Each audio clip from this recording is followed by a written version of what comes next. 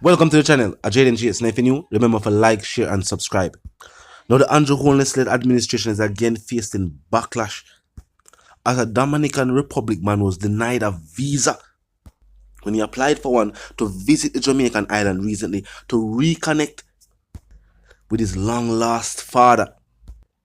Martinez was quoted as saying, "They asked me what was the reason for the trip.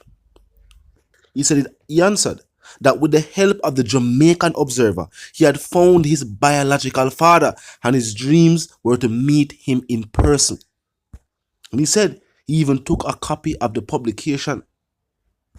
He says, when he was told that his visa was denied, he thought his heart was broken because one of his dreams was to meet his family. After so long not knowing anything about them. Now what is strange is that Jamaica is a place where citizens from Jamaica feel like they have been unfairly denied entry in other countries on numerous occasions. His sister, Kimona Roach, also said she was devastated since learning the news that her brother's visa was denied. She explained that she sent the invitation letter signed by a justice of the peace for Martinez to take along with him on the visa interview. She said, "We had taken all the necessary steps to have him come to Jamaica. His passport was done on Express and the visa application was done upon learning about its requirement. We followed through with all the steps, all the documents that were said to be needed to ensure that everything was done." The family is now calling on the state itself, calling on the Holness-led administration to help them. And she pointed out that her brother is not a criminal. He has ties to his country. He has a family in this country. He has employment in this country. There's no reason why him not come to Jamaica come run off. Talk to me in the comment section. Now on to the other stories making headlines today. So I ran outside of the gate and I saw the guy on the bike because the guy was his cousin. And he said, "See, car lick off Mike up the road there so." And nobody not decide to move with him and like them and left him for dead. So I ran back inside because the dress I had on was asleep there. So I put a top over it and just ran up the road. My husband wasn't here. And I go up there. When I go up there, he was on his back. I always remember Micah as loving, jovial. Yeah, you know, as teenager coming up at times in the house, you know, you talk to them, then try to back chat and be a certain way. Well, that those are teenager, but in spite of all of that, yeah, he's very loving and kind out there. You people talk about him and all of that, you know. But in spite of that, he was using the bike to do delivery. But when he got the bike, I said to him, and his father said to him, "Michael, give back the bike." His brother tell him, everybody, a lot of people see him on the street and say, "Michael, you need to come off that bike." What was he delivering? You know, you buy things for people and you take it to them.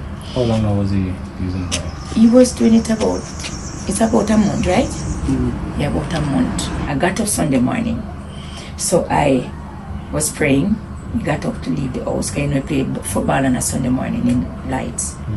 So I said to him, "Micah, the Lord said to tell you that if you take time out for him, he will take time out for you." He didn't answer. His father said to him, "Micah, why don't you go to church with your mother?" So I said to him, "Micah, you need to come in at the house on time." His father said to him, "Say, you need to come off of the road, you know. But you go play pool." And I said, "Daddy, you don't know about pool, man." And his father said, "Yeah, man, I know about pool because I used to play pool when me go farm work." And they were talking and they left. So when they left, I don't know nothing else. More than I'm here and the Spirit was saying to me, "Just worship." So I started worshiping and me wash and I meditate and all the stuff that happened at church during the day. So while they're doing that, I was there still meditating. I don't hear nothing. But all of us is like, my mind just shift. And then I heard a bike coming up the road. I know the bike wasn't the bike that he was riding. With the speed, and then I heard a truck like coming up on the pan. Poop, poop, poop. So me say, "No man, something wrong out there." So I ran outside of the gate and I saw the guy on the bike because the guy was his cousin. And he said, "See, car lick off Mike up the road there so." And nobody not decide to move with him and like them and left him for dead. So I ran back inside because the dress I had on was asleep there. So I put a top over it and just ran up the road. My husband wasn't here. And I go up there. When I go up there, he was on his back. I go over him and I said to him, Micah, mommy. I said, I talked to you, but you didn't listen to me. But I said, God, and you didn't promise me. Did you get a response? He was on his back. His eye was closed. He had a chap here. And he was like, ooh. But I realized the level of pain that he was in. His eye didn't open. So he wasn't speaking. He was just making the sound because of the pain. There's another car from out of the same yard. Drive out. There was two ladies went in the car. Because he took him up and they go in the car. So I said, I can't come in the car because what? Nobody was here. So I couldn't just leave the house open like this. So I said to him, go. And he go with him. And when he go with him, I was calling out to my church virgin and telling them what is happening and all that, because I didn't hear the accident, and I telling them what is happening and all of this. And I was saying to some of the people, well, I'm not feeling any pain because the Lord prepared me for this. And I mean, I'm not feeling any pain. He didn't listen. But in spite of him didn't listen, you know, it's heartrending to know that you have a child and he didn't listen. But what I'm so grateful for, God gave me the strength to stand. And I understand that when you disobey, you have to pay the price, right? You got an untimely death. But in spite of that, I am grateful. On his way to the hospital, I was calling and I still hearing the noise. But my husband said, he said to him in the taxi that, Daddy, I'm going to die. But you know what I am so glad for? When I went there and I asked the doctor to let me see the body and all of this, he said, you're sure? I said, yes. You're that strong? I said, yes. And when I go there, I rest my head up on him, and the father did the same, the son did the same. The heartbeat was still there beating, but the doctor says that the brain not taking the oxygen. The neck broke, the chest mash up, and there's an internal bleeding on the chest, and the right side of the chest, that's where the internal bleeding, but he didn't get no other broken. And he said, but the neck, and he had the cast up on his neck. Michael met an untimely death. He was studying at heart. What was he studying? What he wanted to become? The welding, because he did the welding very well. He made grills, and what they did, the teachers down there heard that they love him so much. He is jovial. Everything that they do down the school, he put himself a part in it. That they believe that he was a past student of that school, but he's a past student of C4I. So I told her that no, he's not a student there. He's just come there to do the part. And the teacher, they love him well. So what they do, when they realize the level of job that he does, I heard that he said to me that, Mommy, the right ministry asking for his favor to work in the school, that any grill or anything that wanted to be done in there, he's the one. And yes, they give him the go ahead. So it's Monday. I heard that he should be in school to do the work. And this would have been his first? Yes, this would have been his first work there at the school. And I mean, it's definitely a sad situation for a mother.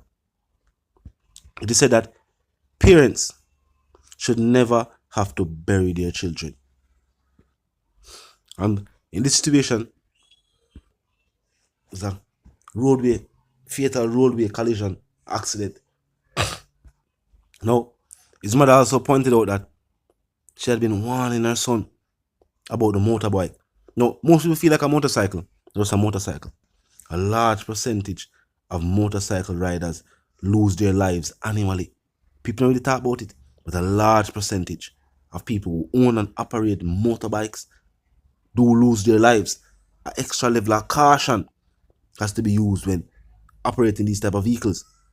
Now, what is also sad is that 20-year-old Richard Stewart lost his life just meters away from his own gate. He never even out on the streets. Basically, from the police report, and when mother said it's like he just crashed up in or something. And she said when she reached him, he was still alive, but based on the pain, she could have imagined same in her. She said, I them did still close. All them could do just make sounds based on the pain and the agony when probably that go through. Definitely a sad situation, as I say. No parent should ever have to bury their children. And the fact that your mother that warned him about the bike, and then this gonna happen to him while riding the bike. Oops, this serve as some time a lesson to anybody else who hear the story. Yeah, they might look like toys, but these are not toys. And people lose their lives regularly while riding them.